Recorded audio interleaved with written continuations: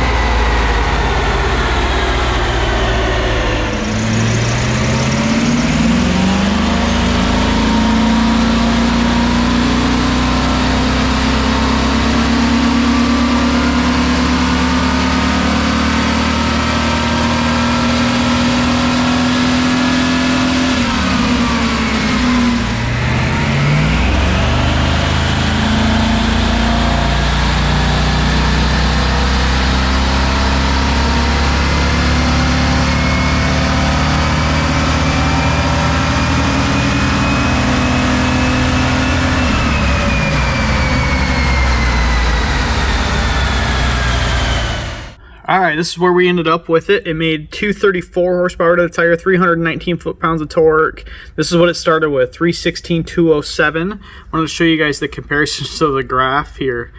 Obviously the lower one. Look at how much further we're able to carry power out now than it was before. Like I said, he has street tuned this thing.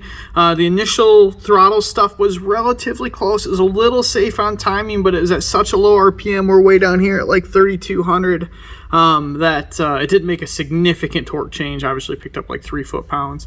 Up top, it was very, very low on ignition timing. That was the difference of 4 degrees made, and it was also like 10-9 to 1. He's got a wideband in the truck, but it was reading incorrectly. So we pulled a bunch of fuel out of it, corrected a handful of things, picked up a decent amount of horsepower. This thing is all done. I'll close this for you, show you guys. It is all out of power at 4,800 RPM. That's 48. So I moved the shift point to 46, which is basically right on that mark right there.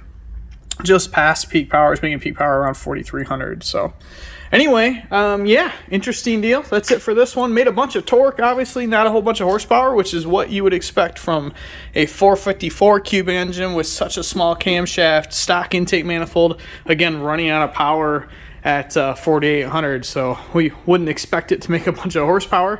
Not a bad torque number though. 319 to the tire is okay. I believe this is a 31-inch tire as well, so that's definitely killing a little bit on the number side of stuff. But yeah, wrapped up for this one. I'm gonna get it out of here and move on to the next.